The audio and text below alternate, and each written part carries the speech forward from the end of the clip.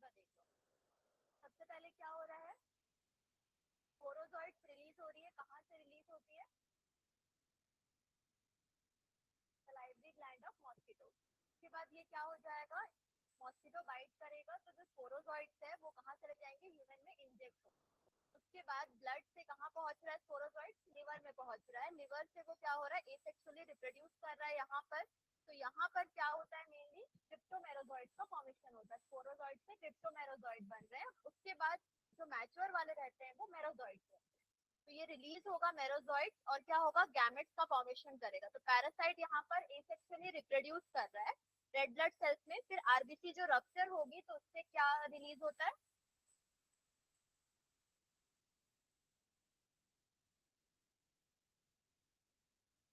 हीमोजॉइन। ठीक है, हीमोजॉइन का है, तो वो हीमोजॉइन रिलीज करेगा जो कि मेन कॉज रहेगा चिल्स या फिर फीवर का। उसके बाद ये क्या करेगा, फीमेल मॉस्किटो जो है वो गैमेटोसाइट को ले लेगा। मैम आवाज बहुत कम आ रही है। बाद फर्टिलाइजेशन होगा।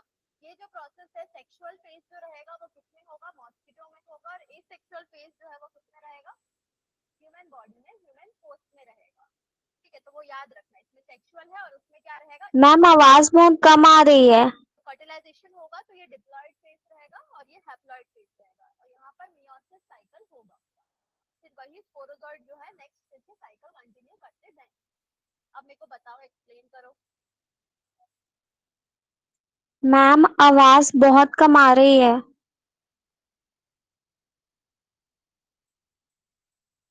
सेक्सुअल फेज में देखो, सबसे पहले यहाँ पर क्या होता है, जब ब्लड ले लेते हैं, मेल और फीमेल गैमेट्स हैं, ये क्या करेगी, यहाँ पर फर्टिलाइजेशन कर रही है। फर्टिलाइजेशन करने के बाद ये जाइगोट का फॉर्मेशन कर रहा है। तो ये जाइगोट फॉर्मेशन जो हो रहा है वो 2n हो रहा है, एन और एन जो है वो 2n बन रहे हैं यहाँ पर। तो ये पूरा मियोसिस साइकिल यहाँ पर हो रहा है जो कि मॉस्किटो में हो रहा है। और मॉस्किटो के मेनली कौन से पोर्शन पे होगा, ये स्टमक वॉल में होता है।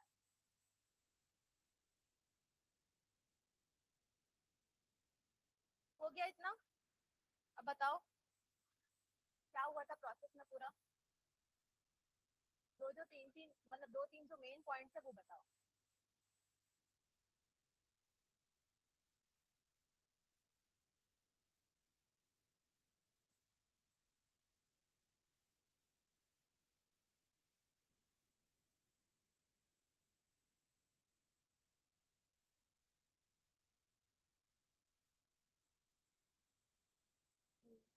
रिप्रोडक्शन कौन सा होता है वहाँ पे, एसेक्सुअल रिप्रोडक्शन होता है। फिर हाँ, क्रिप्टोमेरोजोइट्स, हाँ। उसके बाद मेरोजोइट्स रिलीज होती हैं सेल से।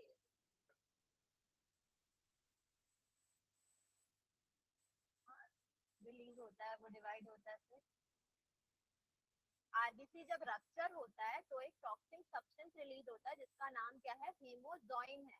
हीमोजॉइन जो कि मेन कॉज क्या करता है, वो हो गया। उसके बाद नेक्स्ट कहाँ पर होता है सारी चीजें, गैमेटोसाइट का फॉर्मेशन होने के बाद हमारी बॉडी में गैमेटोसाइट का फॉर्मेशन हो रहा है। फिर वो जब ले रहा है तब वो क्या करता है, सेक्सुअल रिप्रोडक्शन अपने बॉडी में कर रहा है। तो अब नेक्स्ट देख लो, किसके किसके बीच का कल इनेट और एक्वायर्ड थोड़ा सा पढ़े थे। इनेट क्या होता है, बाय बर्थ जो प्रेजेंट रहेगा, और एक्वायर्ड जो रहेगा, हाँ तो वो है। तो यहाँ पर वही प्रेजेंस इसका क्या रहेगा, इनेट इम्यूनिटी ऑलरेडी प्रेजेंट है हमारी बॉडी में। और ये क्या रहेगा, इन एक्सपोजर टू कोई भी फॉरेन सब्सटेंस है, एक्वायर्ड इम्यूनिटी का। स्पेसिफिसिटी यानी कि ये नॉन स्पेसिफिक है और ये स्पेसिफिक है। इसका मतलब बताओ, नॉन स्पेसिफिक और स्पेसिफिक का खुद सोचो। इनेट नॉन स्पेसिफिक है मतलब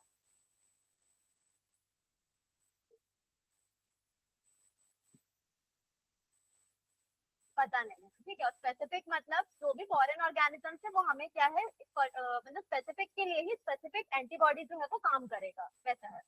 उसके बाद ये क्या रहेगा, रैपिड, और वो क्या रहेगा, एडेप्टिव का स्लो रहेगा। उसके बाद नेक्स्ट इसकी पोटेंसी यानी कि इसकी लिमिटेड रहेगी और लोअर पोटेंसी है, और इसका क्या रहेगा, हायर पोटेंसी बता रहा है। उसके बाद मेमोरी, इसका कोई मेमोरी नहीं है लेकिन उसका क्या रहेगा, लॉन्ग टर्म मेमोरी रहेगा, सेकेंडरी इम्यून रिस्पॉन्स क्रिएट होगा उस हिसाब से। एलर्जिक रिएक्शन इसका नहीं है लेकिन इसका कभी कभी हो सकता है इमीडिएटली, या फिर हाइपर सेंसिटिविटी बाद में शो हो सकता है एलर्जिक रिएक्शन।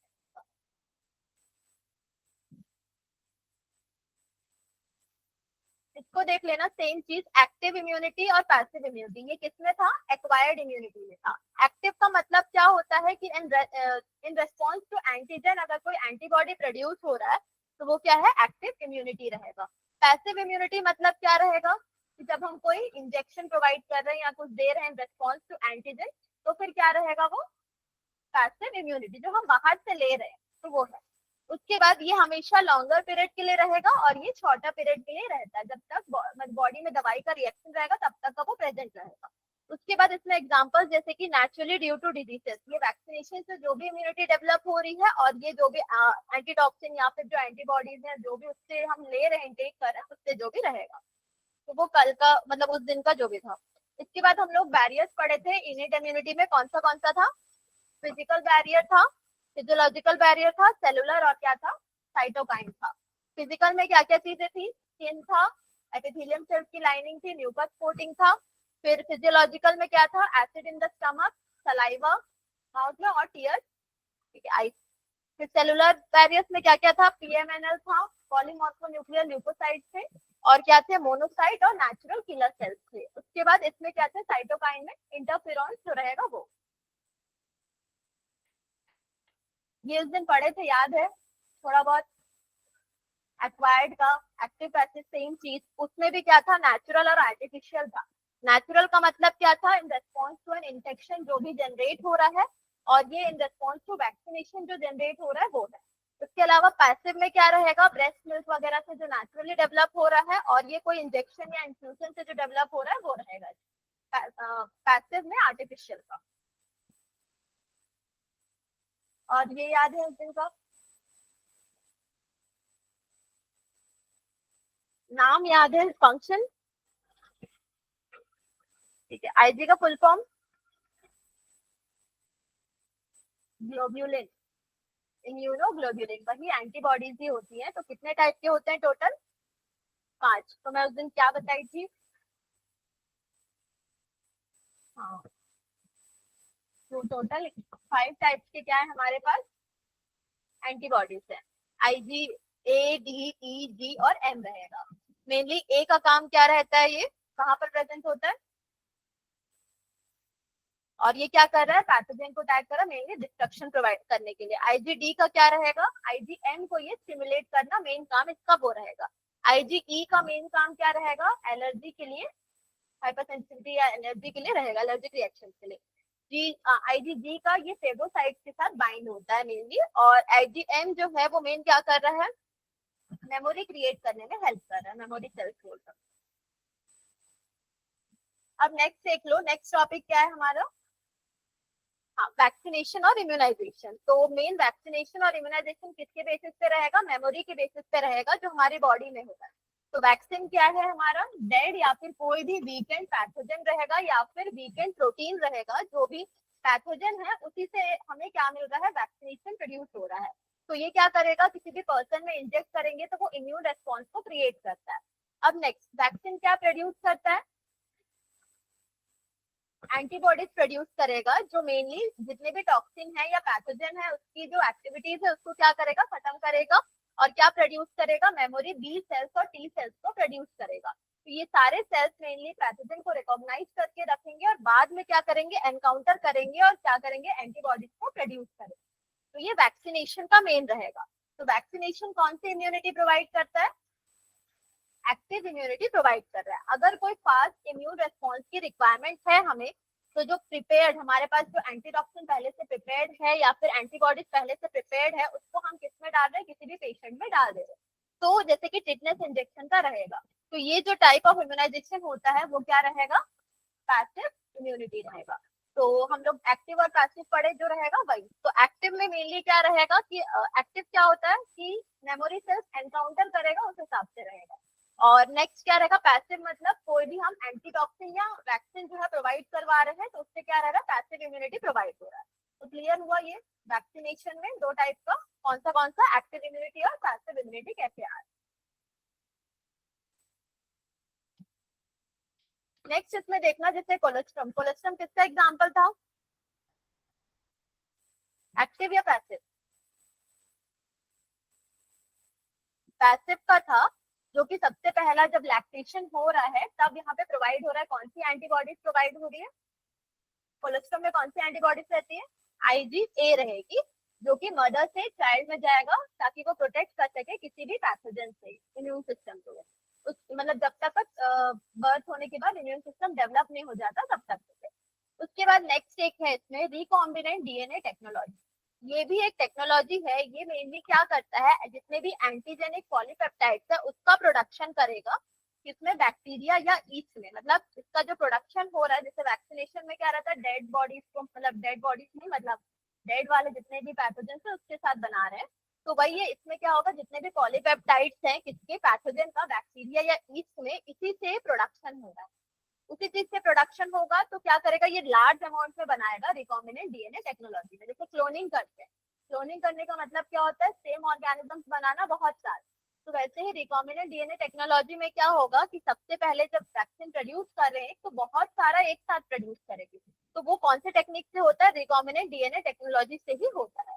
और मेनली ये जैसे हेपेटाइटिस बी वैक्सीन किससे प्रोड्यूस हुआ था, इससे प्रोड्यूस हुआ था। नेक्स्ट कौन सा है, एलर्जी। वैक्सीनेशन और इम्यूनाइजेशन दोनों में डिफरेंस क्या है, अभी पढ़े, वैक्सीनेशन और इम्यूनाइजेशन पढ़े। तो वैक्सीनाइजेशन, वैक्सीन जो रहेगा वो कैसे प्रोड्यूस हो रहा है, वैक्सीन क्या होता है,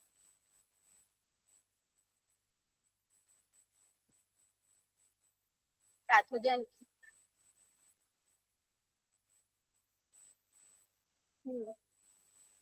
हाँ, इम्यूनाइजेशन।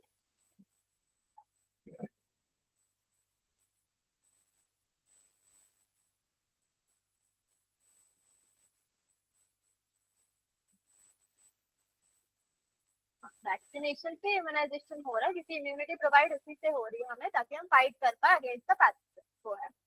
अब एलर्जीज देखते हैं, तो एलर्जीज कौन से वाले एंटीबॉडीज, मतलब एंटीबॉडीज नहीं, कौन से प्रिवेंट कौन करता है इसको, कौन सी एंटीबॉडीज प्रिवेंट करती है एलर्जीज को, IgE रहेगा।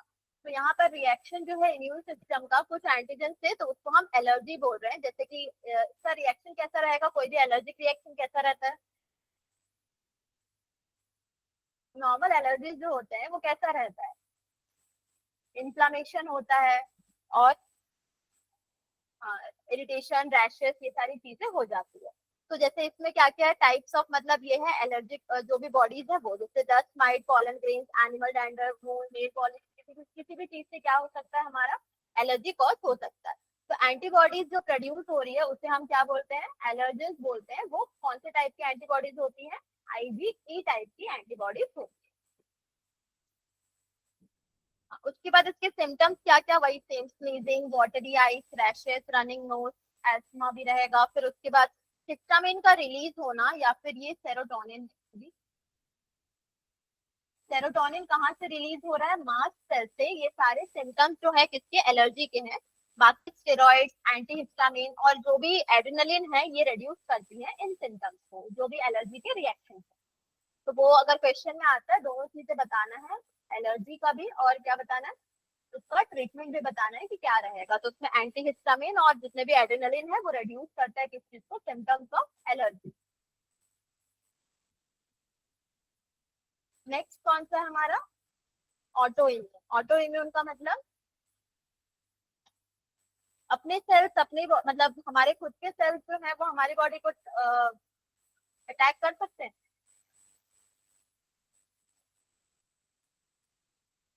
क्यों,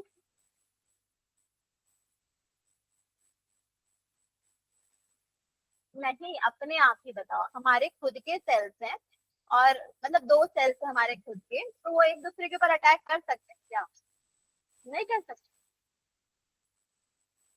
ऑटो इम्यून डिसऑर्डर्स होते हैं बहुत सारे, कर सकते हैं वो चीजें, ठीक है। तो ऑटो इम्यून में ये देखते हैं जितने भी मेमोरी बेस्ड एक्वायर्ड इम्यूनिटी है हायर वर्टिब्रेट्स में, ये इवॉल्व हुई है ताकि वो क्या कर सके, डिफ्रेंशिएट कर सके किस चीज को, सेल्फ सेल्फ से फॉरेन ऑर्गेनिज्म को डिफ्रेंशिएट करने के लिए। तो सेल्फ सेल्फ मतलब हमारी खुद की बॉडी के, बाकी जो रहेगा वो फॉरेन सब्सटेंस रहेगा। तो जितने भी, पहला देखो, जितने भी हायर वर्टिब्रेट्स हैं, जितने भी हायर वर्टिब्रेट्स हैं ये क्या कर सकते हैं, फॉरेन मॉलिक्यूल्स को as well as foreign organisms को भी क्या कर सकते हैं, डिस्टिंग्विश कर सकते हैं। और मेनली इसमें क्या रहेगा, जितने भी एक्सपेरिमेंटल इम्यूनोलॉजी है वो सब हो सकते हैं। सेकेंडली हमारा क्या रहेगा, जेनेटिक या दूसरे रीजन की वजह से, मतलब दूसरे रीजन की वजह से भी जो बॉडी है वो क्या करता है, अटैक करता है खुद के सेल्स को। तो इसी को हम क्या बोलते हैं,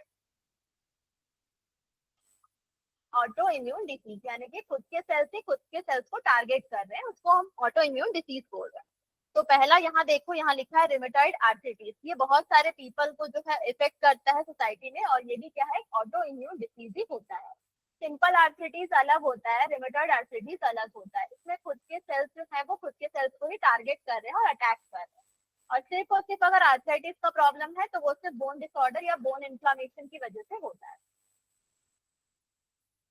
क्लियर हुआ इतना? इसको देख के लग रहा है कि नहीं हुआ कुछ भी? क्या नहीं हुआ? क्या नहीं हुआ? ऐसा हो जाता है तो ऐसे को क्या बोलते हैं, ऑटो इम्यून डिसीज बोलते हैं। ऐसा डिसऑर्डर हो सकता है, ऐसा जरूरी नहीं है कि हमेशा ही हो, ऐसा नहीं है, बहुत कम है, रेयर है, लेकिन फिर भी होता है। आजकल ज्यादा होता है लेकिन होता है। इम्यून सिस्टम का देख लो, मेन फंक्शन उसका क्या रहेगा इसमें, एंटीजन को फाइंड करना, उसके अगेंस्ट उसका स्टिमुलाई रिस्पॉन्ड करना, वो रहेगा। फिर मेनली ये ऑर्गन ट्रांसप्लांटेशन, एलर्जिक रिएक्शन या फिर ऑटो इम्यून डिसीज में मेन रोल प्ले करेगा। तो इसमें क्या क्या है, लिम्फॉइड ऑर्गन, टिश्यूज और जितने भी सेल्स हैं वो किसके पार्ट है, इम्यून सिस्टम के पार्ट्स है। लिम्फॉइड ऑर्गन्स मतलब, अच्छा बी और टी लिम्फोसाइट्स में क्या डिफरेंस है?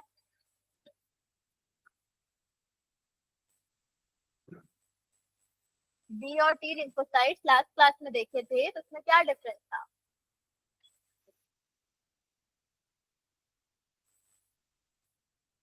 बी सेल एंटीबॉडीज प्रोड्यूस कर रहा है और टी सेल,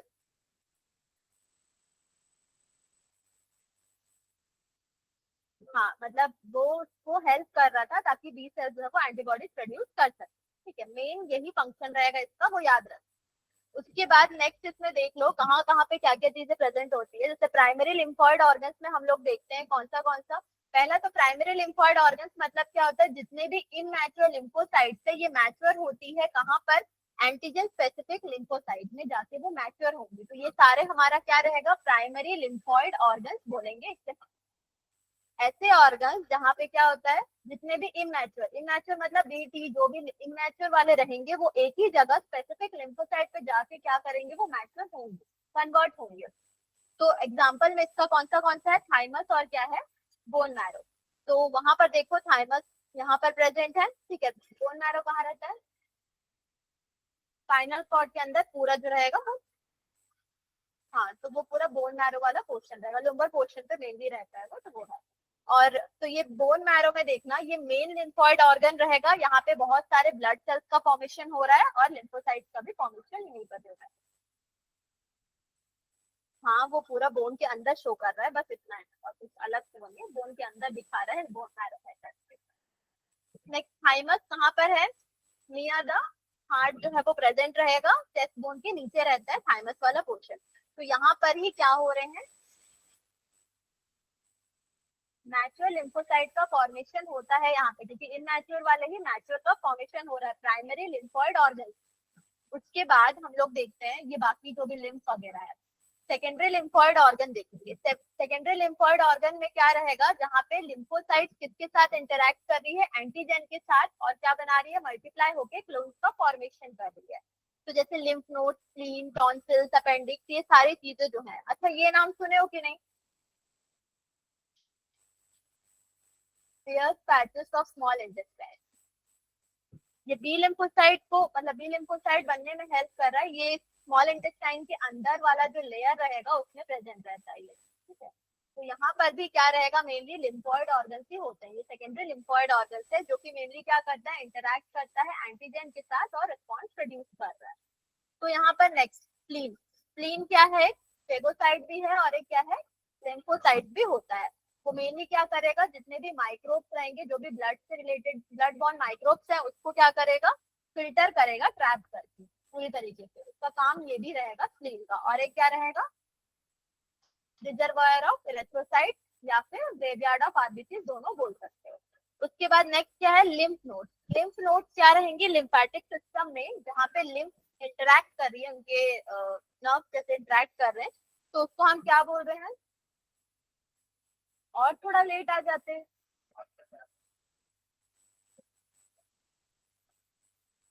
सॉलिड स्ट्रक्चर जो कि किसमें प्रेजेंट है, लिम्फेटिक सिस्टम में प्रेजेंट रहेगा। और ये भी क्या करता है, माइक्रोब्स को ट्रैप करता है जो कि लिम्फ के अंदर एंटर कर रहा है बॉडी के अंदर। इम्यून रिस्पॉन्स उसी के अगेंस्ट, सब एंटीजन के अगेंस्ट प्रोड्यूस होगा जो कि लिम्फोसाइट में ट्रैक हो रहा है और क्या मतलब लिम्फ नोड्स के अंदर प्रेजेंट है। तो क्या क्या चीजें हैं वो पहले देख लो ये वाले स्लाइड में क्या क्या है। तो हमारे प्राइमरी लिम्फॉइड ऑर्गन है, कौन से थाइमस और एक क्या रहेगा, बोन मैरो, ये दोनों क्या है, प्राइमरी लिम्फॉइड ऑर्गन है। प्राइमरी लिम्फॉइड ऑर्गन मतलब इमैच्योर जो लिम्फोसाइट्स होती हैं वो क्या होंगी, एंटीजन स्पेसिफिक या फिर मैच्योर लिम्फोसाइट्स में कन्वर्ट हो रही है। ये दोनों पोर्शन से कौन से वाले में, सॉरी बोन मैरो और थाइमस, ये दोनों क्या है, प्राइमरी लिम्फॉइड ऑर्गन। उसके बाद क्या क्या चीजें देखो, लिम्फ में यहाँ पर क्या है, नोड प्रेजेंट है, ये स्प्लीन वाला पोर्शन है, और एक क्या है, लिम्फेटिक वेसल्स है। तो ये सब कौन से हमारे सेकेंडरी लिम्फॉइड ऑर्गन है। तो सेकेंडरी लिम्फॉइड ऑर्गन मतलब क्या हो जाएगा, ऐसे जगह पे जहां पर लिम्फोसाइट किसके साथ इंटरैक्ट करेगी, एंटीजन के साथ इंटरैक्ट करेगी और क्लोनिंग बना रहा है, क्लोन कर रहा है उसका। तो एग्जांपल में लिम्फ नोड, स्प्लीन, उसके जितने भी रहेंगे तो वो सब इसके एग्जांपल्स हैं। उसके बाद स्प्लीन क्या है वो बताइए, मैं फेगोसाइट और क्या है, लिम्फोसाइट है, और रिजर्वायर ऑफ इरेथ्रोसाइट्स है। प्लस एक और इसका फंक्शन क्या है, ट्रैप करता है ब्लड बॉर्न माइक्रोब्स को और फिल्टर की तरह एक्ट कर रहा है। लिम्फ नोड्स मतलब जो भी सॉलिड स्ट्रक्चर्स रहेंगे, जैसे ये नोड्स रहते हैं यहाँ पर ऐसे छोटे छोटे नोड्स जैसे प्रेजेंट होगा, तो वो क्या रहेगा, सॉलिड स्ट्रक्चर जो कि लिम्फेटिक सिस्टम में प्रेजेंट है। ये मेनली ट्रैप कर रहा है माइक्रोब्स को जो लिम्फ के अंदर एंटर कर गया है। लिम्फ क्या होता है, फ्लूइड है जो कि ट्रांसपेरेंट होगा या फिर दूसरे कलर का, येलोइश कलर का लिक्विड होगा, वो अदर देन ब्लड जो है प्लाज्मा वाला जैसे रहता है वैसे टाइप का। तो ये जो एंटर करेगा तो इम्यून रिस्पॉन्स वहां पर प्रोड्यूस हो रहा है, वहां पर क्या हो रही है, एंटीजन ट्रैप हो रही है लिम्फोसाइट के अंदर जो कि प्रेजेंट है लिम्फ नोड्स के अंदर। तो प्राइमरी लिम्फॉइड ऑर्गन और सेकेंडरी लिम्फॉइड ऑर्गन कौन से हैं, थाइमस है, और secondary lymphoid organ lymphatic lymph nodes हैं, और अपेंडिक्स है, Peyer's patches of small intestine है, स्कीन। ठीक है, ये याद हो जाएगा प्राइमरी और सेकेंडरी क्या क्या है।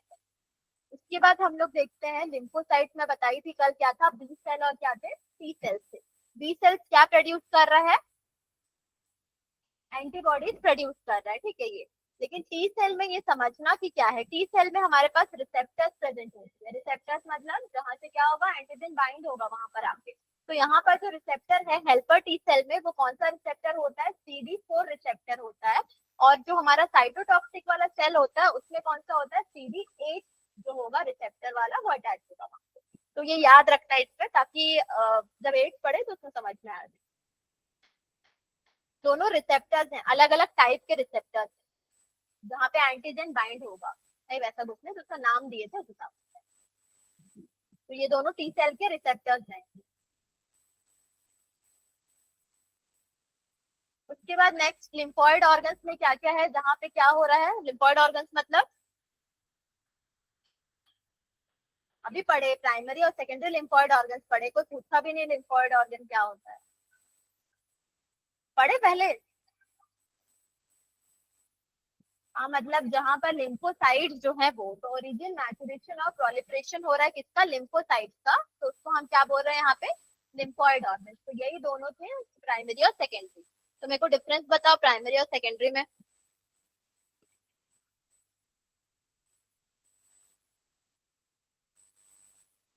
प्राइमरी में मैचुरेशन हो रहा है, तो सेकेंडरी में क्या होगा,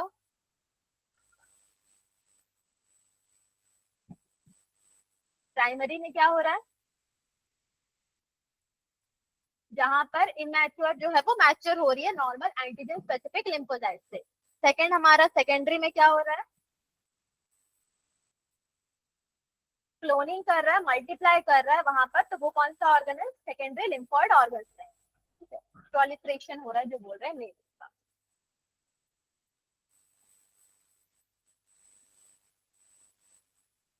एक और यहाँ पर इसका एग्जांपल में देख लो, माल्टा यानी कि म्यूकोसल एसोसिएटेड लिम्फोइड टिश्यू, ये मेनली कहाँ पर प्रेजेंट होता है, लाइनिंग ऑफ डाइजेस्टिव ट्रैक्ट में रहेगा, म्यूकोसल लाइनिंग है, रेस्पिरेटरी और यूरिनोजेनाइटल ट्रैक्ट में रहेगा, जिसे हम क्या बोलते हैं, mucosal associated lymphoid tissue.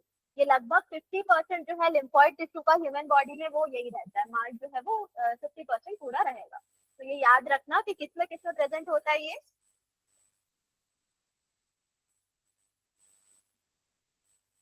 Urinogenital tract. ठीक है, तो ये तीनों याद रखना इसको। इसके बाद स्टार्ट करते हैं एट।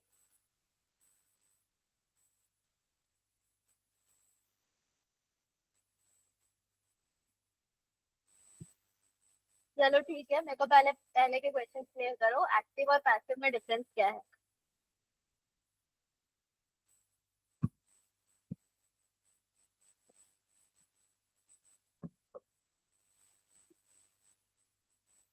अभी टी सेल के रिसेप्टर्स पढ़े, तो टी सेल के रिसेप्टर्स में कौन से रिसेप्टर थे। ठीक है, और मतलब ये याद हो गया दोनों का। CD4 किसमें था, हाँ हेल्पर सेल्स में। साइटोटॉक्सिक, साइटोटॉक्सिक में CD8 था। इनेट और एक्वायर्ड में डिफरेंस क्या है।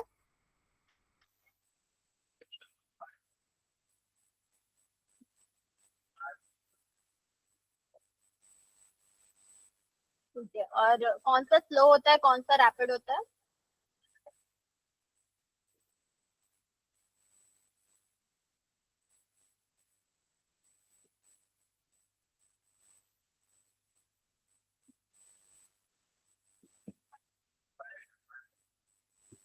इनेट फास्ट है और एक्वायर्ड स्लो रहेगा। ठीक है, और क्या डिफरेंस था उसमें, स्पेसिफिक नॉन स्पेसिफिक।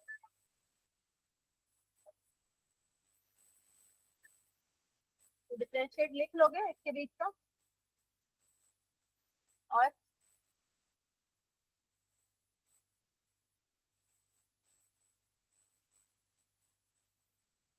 इनेट और एक्वायर्ड के एग्जांपल्स क्या होंगे फिर बताओ।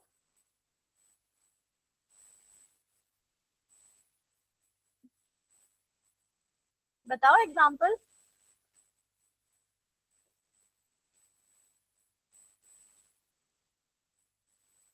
बारिश रुक गया।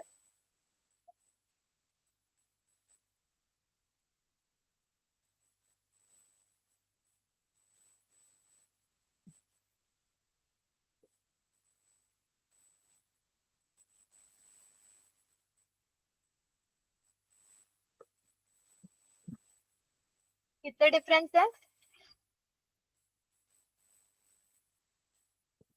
क्या क्या है, क्या क्या है।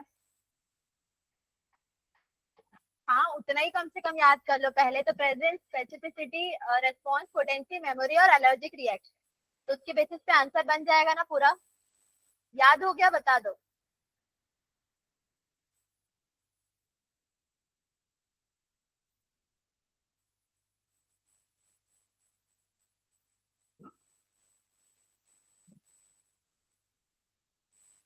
फैलता है, एक तो बाय बर्थ है, फिर ऊपर से बोल रहे हो फैलता है।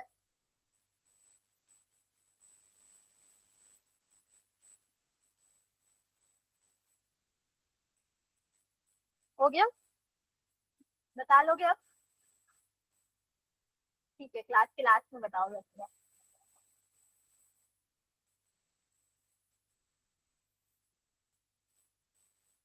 चलो एट का फुल फॉर्म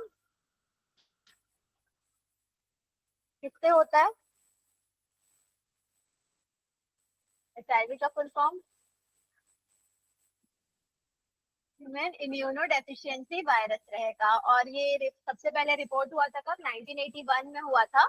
और मेनली इसका जो ट्रांसमिशन है डिसीज का वो मेनली किससे हो रहा है, सेक्सुअल इंटरकोर्स इन्फेक्टेड पर्सन से, और मेनली कंटेमिनेटेड ब्लड पर यानी कि नीडल शेयरिंग से हो रहा था, या फिर प्लेसेंटा जो है वो क्या कर रहा था फीटस के साथ, अगर कौन सा वाला रहेगा, प्लेसेंटा फीटस के साथ ब्लड एक्सचेंज हो जाता है तो फिर क्या हो जाएगा, ये प्रॉब्लम हो सकता है।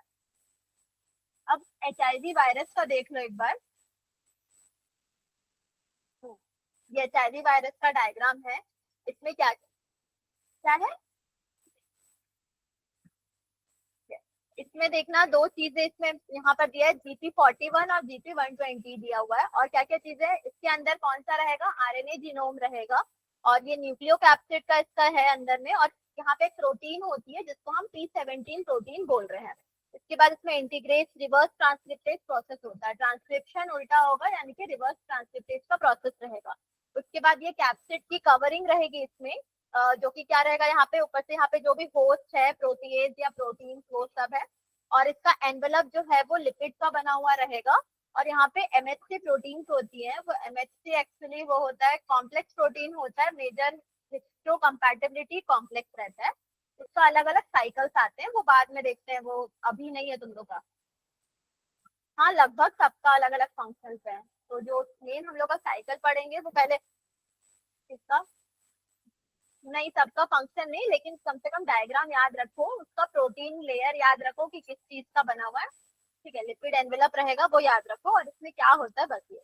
तो पहला ये याद रखना, GP120 का ये क्या करता है, बाइंड करता है कहाँ पर, ठीक है, CD4+ वो रिसेप्टर्स ही है दोनों, वहां पर लिम्फोसाइट्स में, मोनोसाइट और मैक्रोफेज में, ताकि वो क्या कर सके, वहां पे बाइंड करके रिएक्शन आगे का कर सके। नेक्स्ट क्या रहेगा, GP41, ये कहाँ है, फ्यूजन बिटवीन क्या रहेगा यहाँ पे, सेलुलर और वायरल मेम्ब्रेन के बीच का जो रहेगा वो है। तो देख लो यहाँ पर कौन सा पोर्शन है, ये जो ट्रांस मेम्ब्रेन है GP41 रहेगा, और ये जो निकला हुआ पोर्शन स्पाइक वाला पोर्शन है वो कौन सा रहता है, GP120 रहता है, जो कि किसमें हेल्प कर रहा है, एंटीजन के साथ बाइंड होने में ये हेल्प कर रहा है पूरा, ठीक है, मतलब एंटीबॉडीज के साथ बाइंड होने में हेल्प करेगा वो, तो वो इसमें रहेगा। तो सिर्फ इतना बताऊंगी, उसके बाद इसका क्या रहेगा, हम लोग का साइकिल भी रहेगा। ये तो ट्रांसमिशन और ट्रांसमिशन, तो किसका लाइफ साइकिल है ये, HIV का। तो सबसे पहले इसमें कौन से वायरस का, मतलब ये कौन सी फैमिली से है ये, रेट्रोवायरस, ठीक है। रेट्रोवायरस में क्या प्रेजेंट होता है यहाँ पर, इसके अंदर RNA प्रेजेंट है, और इसकी जो कोटिंग रहेगी, प्रोटीन की कोटिंग रहेगी। तो वायरस जो है वो एक नॉर्मल सेल को कैसे इन्फेक्ट कर रहा है और मल्टीप्लाई हो रहा है वो देखते हैं इसमें। तो सबसे पहले ये जो वायरस है वो क्या करता है, इन्फेक्ट करता है नॉर्मल सेल्स को, यानी कि हमारे जो एनिमल सेल्स रहेगा उसको। तो इसमें से जो कोटिंग है वो क्या हो जाएगा, हट जाएगा, और जो सिर्फ RNA वाला पोर्शन है वो क्या चला जाएगा, अंदर चला जाएगा। तो RNA इंट्रोड्यूस हो जा रहा है सेल के अंदर, और RNA से क्या प्रोड्यूस होगा यहाँ पर, RNA से क्या बनेगा, DNA बनेगा। इस प्रोसेस को क्या बोलते हैं, एंजाइम है, रिवर्स ट्रांसक्रिप्शन। तो ये रिवर्स ट्रांसक्रिप्शन रहेगा ये प्रोसेस, और एंजाइम कौन सा रहेगा, रिवर्स ट्रांसक्रिप्टेज एंजाइम रहेगा। अब यही जो DNA है वो कहाँ पर जाएगा, होस्ट के न्यूक्लियस यानी कि जीनोम के अंदर वो एंटर करेगा। अब वो जीनोम के अंदर एंटर करेगा, ये न्यूक्लियस है, DNA प्रेजेंट है, तो यहाँ पर क्या होता है, नए जो मतलब वायरल वाले जो DNA मतलब RNA रहेगा वो इन्फेक्टेड सेल से प्रोड्यूस होगा यहाँ पे। अब यहाँ पर DNA से RNA बन गया, RNA बनने के बाद ये क्या करेगा, मल्टीप्लिकेशन कर रहा है, यानी कि रेप्लिकेशन कर रहा है, रेप्लिकेशन हो रहा है, तो नए वायरस जो है वो प्रोड्यूस हो रहे हैं, सेल के अंदर हो रहा है। फिर ये जो नए वायरस हैं वो दूसरे सेल्स को क्या करते हैं, इन्फेक्ट करते हैं। तो ये पूरा किसका है, HIV का लाइफ साइकिल है। इसमें मेन इंपॉर्टेंट पॉइंट यही है कि ये कौन सी फैमिली से आता है, वो है रेट्रोवायरस रहेगा। इसके ऊपर कोटिंग रहेगी प्रोटीन की, RNA एंटर करेगा तो प्रोटीन कोट जो है वो बाहर छोड़ देगा, और RNA जो एंटर कर रहा है और DNA में कन्वर्ट हो रहा है, उस प्रोसेस को रिवर्स ट्रांसक्रिप्शन बोलेंगे, और एंजाइम रिवर्स ट्रांसक्रिप्टेज रहेगा। उसके बाद DNA किसके अंदर जाएगा, होस्ट के अंदर जाएगा, जीनोम के अंदर। उसके बाद वो नया RNA का प्रोडक्शन करेगा, फिर रेप्लिकेशन करके दूसरे सेल्स को इन्फेक्ट करेगा। क्लियर हुआ, देख लो अच्छे से।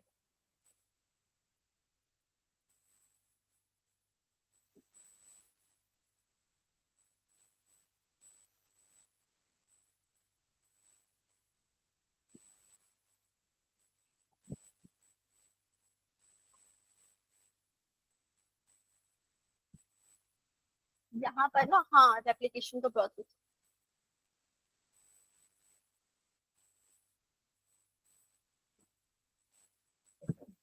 अरे मैं क्या, अरे तो वो रेप्लिकेशन कैसे करेगा,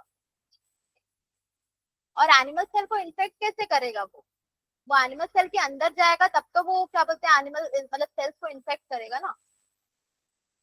इन्फेक्शन के लिए मेन हो रहा है, इसका लाइफ साइकिल इसका रेप्लिकेशन करने के लिए मेन हो रहा है। डायरेक्टली तो तुम्हारे सेल्स को अटैक नहीं कर सकता वो, तो पूरा उसके अंदर जाना पड़ेगा, न्यूक्लियस के अंदर। इसका, नहीं नहीं, उसका अलग था। हाँ, उसका भी रेट्रोवायरस का ही था, लेकिन ऐसा नहीं था, क्या बोलते हैं, वो नहीं था, उसका अलग था, रिसेप्टर से डायरेक्ट कर रहा था वो मल्टीप्लिकेशन, क्योंकि ये तो बहुत ज्यादा फैटल डिसीज में चला जाएगा।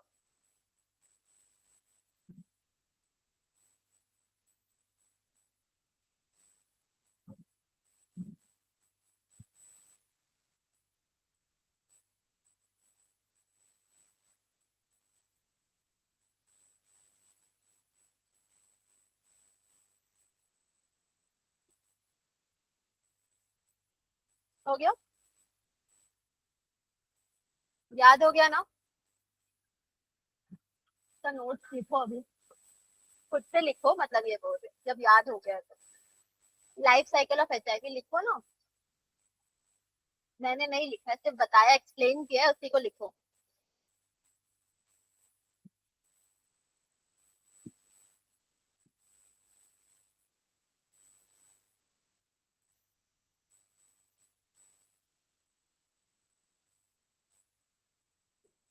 कॉपी निकालो, लिखो।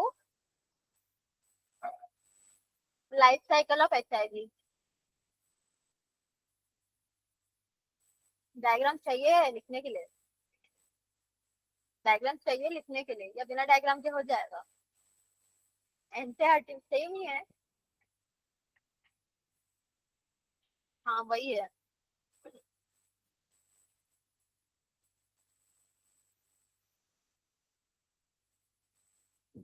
सबसे पहले तो फैमिली, सबसे पहले एड्स के बारे में लिखो, एड्स का फुल फॉर्म लिखो, उसके बाद कौन से वायरस से। तो इसको तो कंप्लीट कर लो, पहले इसको तो बना लो। हाँ, वही मैं बता दे रही हूँ, फिर भी उसके बाद रेट्रोवायरस की फैमिली से है वो लिखना। इसके बाद क्या कर रहा है, रेट्रोवायरस जैसे सेम दिया हुआ है ना, when viral sorry viral sorry viral RNA code जो है वो प्रेजेंट है, वो चीज सारी इसी के हिसाब से पूरा लिखो उसके बाद। खुद लिखो। हाँ, लेकिन अगर सिर्फ लाइफ साइकिल या ये आ रहा है तो सिर्फ इसी को बताना, या सिर्फ ऐसे ऑन एड्स आएगा तो पूरा बताना पड़ेगा, एचआईवी का भी और वो। हाँ, ये भी, और एचआईवी वायरस के बारे में भी। तुम्हारी कॉपी कहाँ है?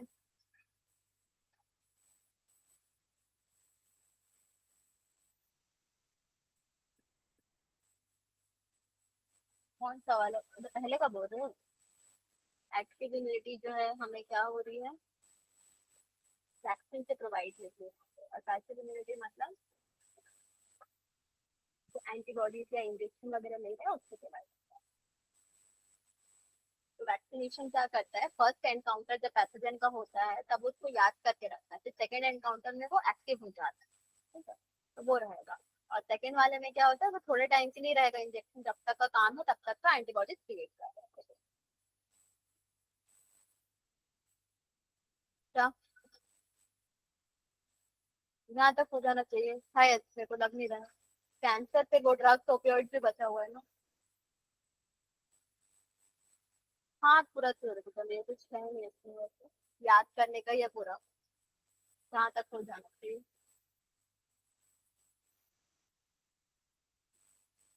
वो बाद में हो रहा है एक्वायर्ड, मतलब इनेट इम्यूनिटी मतलब जो कि बर्थ से प्रेजेंट रहेगा, और एक्वायर्ड जो है वो बाद में।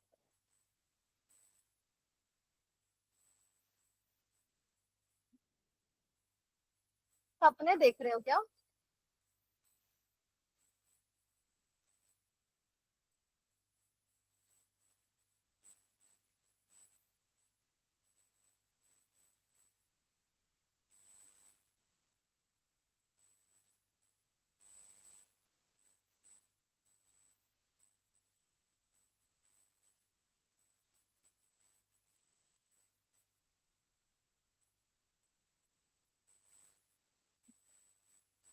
क्या हुआ?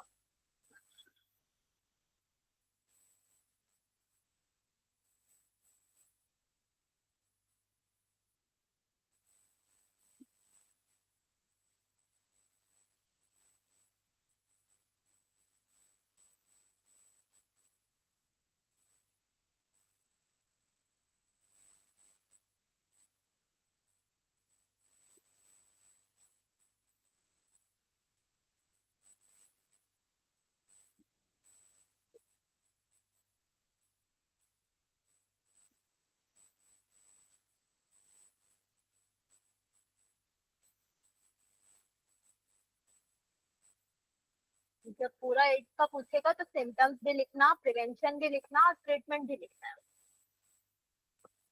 हाँ, हाँ थोड़ा बहुत।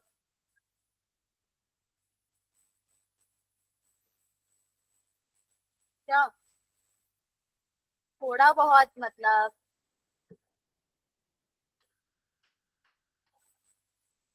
मेडिसिन से उसको प्रिवेंट करने की कोशिश तो किए जाते हैं बस।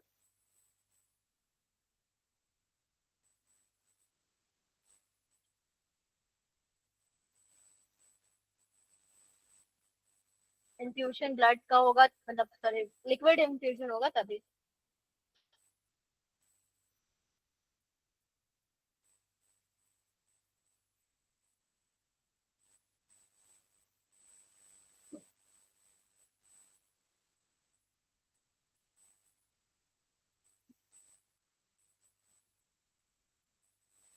लिखो।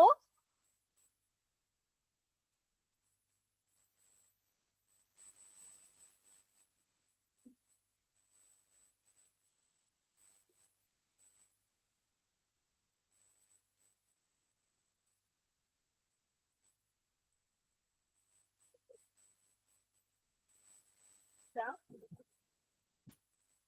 हाँ ये बताइए इसमें, ये एच टू एल टू का डायग्राम है, मतलब दो हैवी चेन है इसमें, और जो क्या रहेगा लाइट चेन रहेगा, इसमें डाइसल्फाइड के लिंकेज है, जो बॉन्ड बना रहे हो ये एंटीबॉडी का पूरा है, और यहाँ पर एंटीजन जो है वो बाइंड होगा, ये एंटीबॉडी और एंटीजन का रिएक्शन होकर वो इम्यून रिस्पॉन्स क्रिएट करेगा।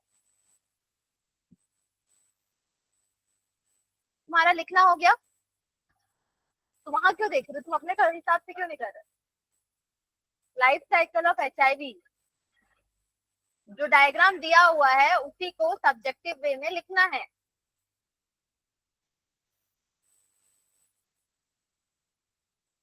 खुद का लिखो।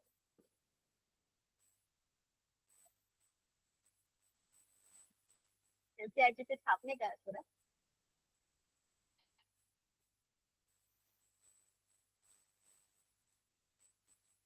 क्या उससे हो रहा है? सिर्फ लाइफ साइकिल लिखो, अभी एड्स का ऐसे लिखने नहीं बोल रही हूँ अभी मैं। उसी जगह से स्टार्ट करो, रेट्रोवायरस फैमिली से स्टार्ट करो, when it infects the animal cell, फिर प्रोसेस पूरा।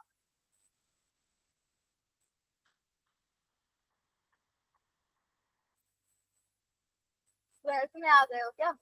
आंसर बनाना नहीं आता अभी? वो रेट्रोवायरिडे फैमिली का है, वो ठीक है, उसका नहीं बोल रही है, प्रोसेस जो है तुम करो।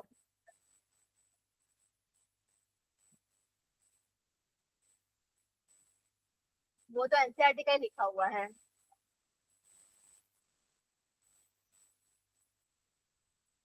नहीं बनेगा।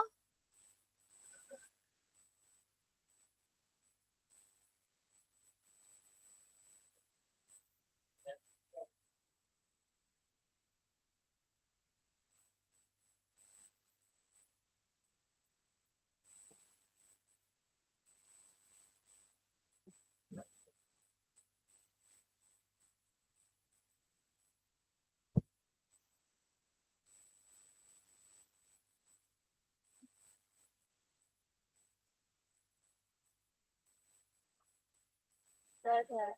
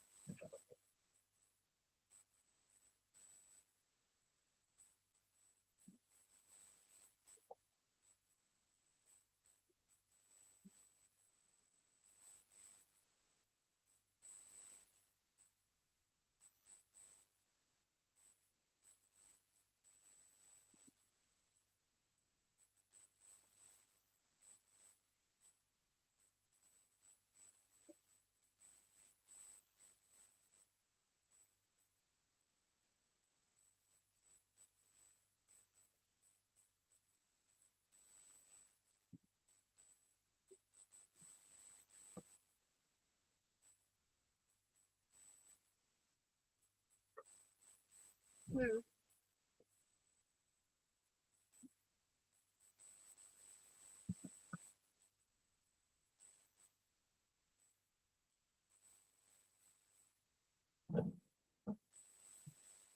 लिख लो।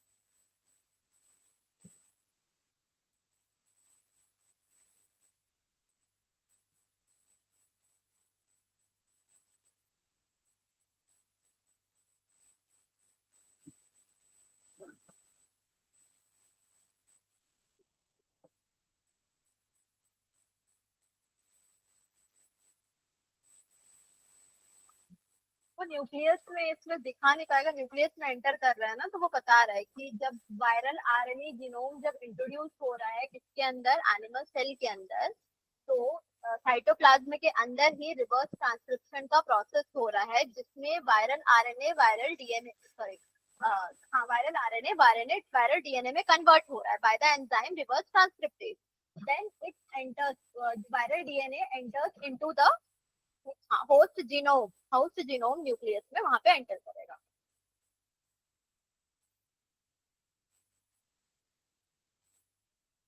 पूरा ना कॉपी पेस्ट नहीं करना है। हाँ ठीक है, ठीक है, ठीक है।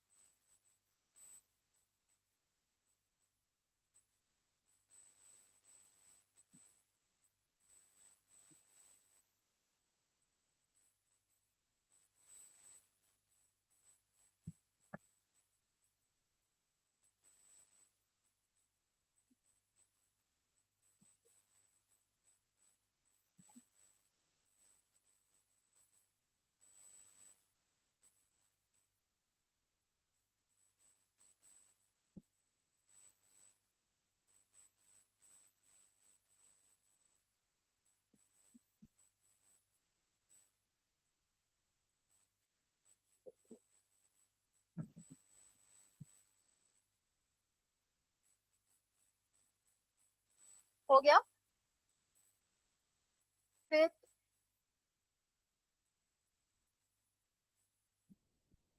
बोर्ड एग्जाम में भी वैसे हार मान के बैठ जाना। दिखाओ। हाँ।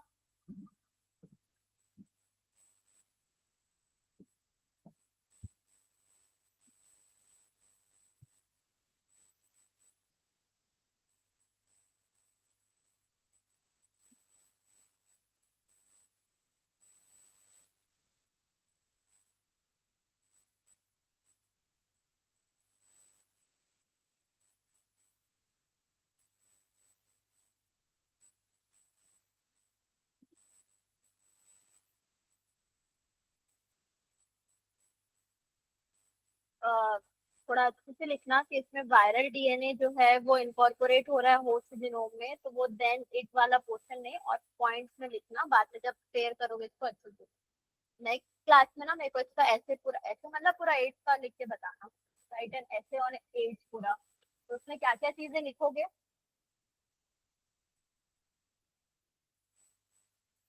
हाँ, एड्स का फुल फॉर्म किससे कॉज हो रहा है वो, और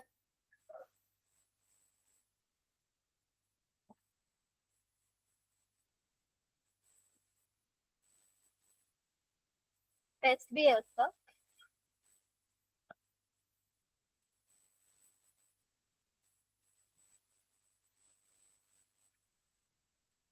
सेम ही होगा ये दोनों actually।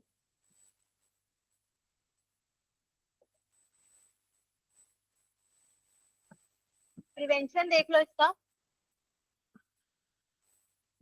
प्रिवेंशन क्या क्या है? नेशनल एड्स कंट्रोल ऑर्गेनाइजेशन या फिर एनजीओ लोगों को एजुकेट कर रहे हैं किसके बारे में, एड्स के बारे में। और कुछ स्टेप्स जो है वो प्रिवेंट कर रही है, जैसे कि यूज ऑफ क्या रहेगा, डिस्पोजेबल नीडल्स और सिरिंजेस, उसके बाद रूटीन ब्लड चेकअप और use of contraceptive measures, condoms और सेफ सेक्स वगैरह, और प्रिवेंटिंग ड्रग एब्यूज। और इसके बाद डायग्नोसिस जो है वो लिख लेना इसमें, enzyme link immunosorbent acid, ELISA. ठीक है, इसका टेस्ट जो है वो एलिसा टेस्ट लिख लेना।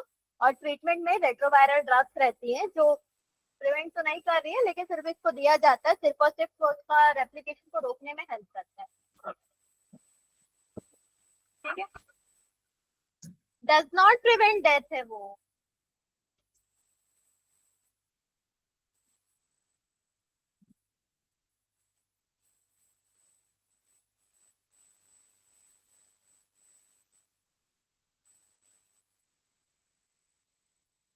इसके पहले ना इसका वो था,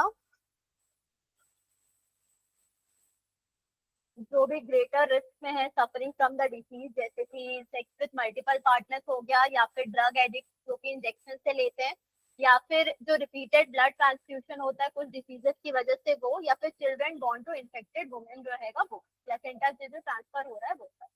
ठीक है, इसको लिख लोगे तो होमवर्क में कर लो उसको। तो क्या लिखोगे?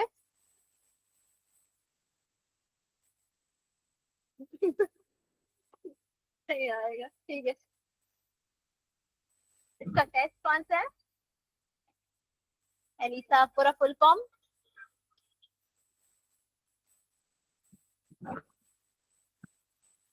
ठीक है चलो, तो होमवर्क, राइट एन ऐसे ऑन एड्स पूरा ना। हाँ ऐसे।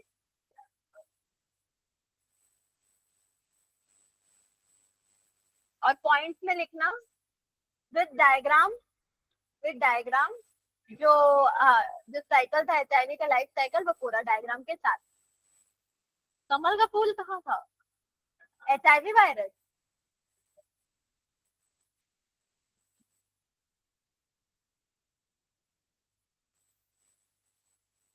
के बाद कैंसर रहेगा, उसके बाद नेक्स्ट पुराना पूरा क्या? नहीं, फिर ड्रग और अल्कोहल अब्यूज तो 2 क्लास, मतलब मैक्सिमम 2 क्लास में कंप्लीट हो जाएगा। और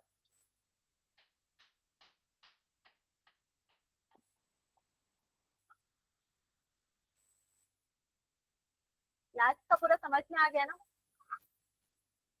पक्का? प्रैक्टिकल हमारे कुछ याद हुआ?